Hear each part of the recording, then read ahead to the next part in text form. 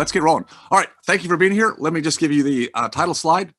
That is Inflation Tsunami, How to Protect Your Wealth and Freedom During Rising Inflationary Tides. This time is different. This time is different. There's similarities from the past, and we're going to go through those, but I got to give you some context today about where we are. And as I mentioned a few minutes ago, I actually grew up in the 60s and 70s.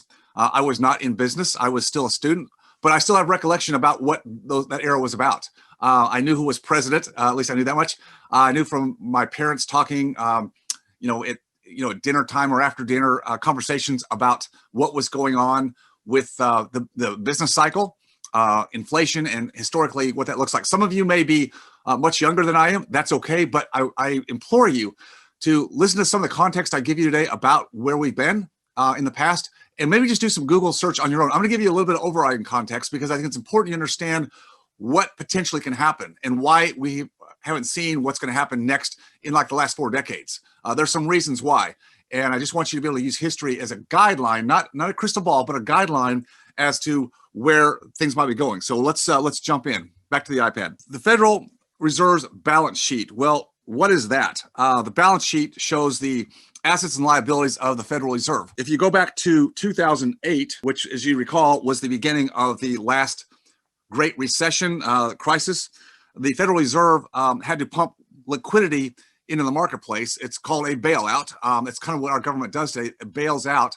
And what it means is they monetize the debt, create massive stimulus programs to keep the economy afloat.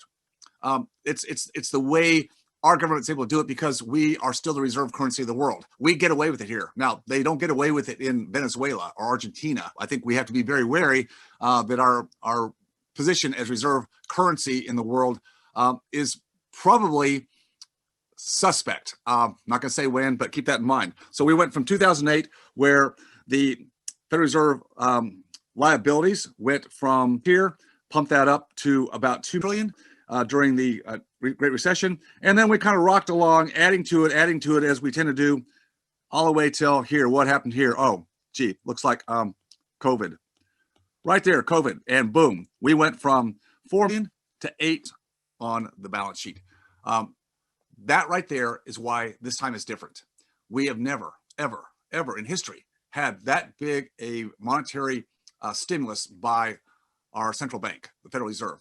Never in history. It's massive. That's why you can't look back and say, well, it's been 40 years and gee, we haven't really seen inflation. In fact, we didn't really see inflation coming out of 2008 downturn when they pumped up and added, about 1.5 trillion. That's still a ton of money. Why did we not have inflation back then?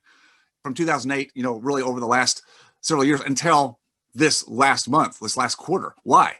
Well, because we have had a massive environment of globalism, which means a global economy, which means we buy products and are able to essentially import labor through the internet and global circumstances. We import that labor through products and services from other countries, so it keeps the inflation factor down. Also, technology. Massive changes in the technology, and technology advances always are deflationary. So you put those two things together, globalism and technology, and that has kept, I think, the simmer on the pot of inflation for a long time.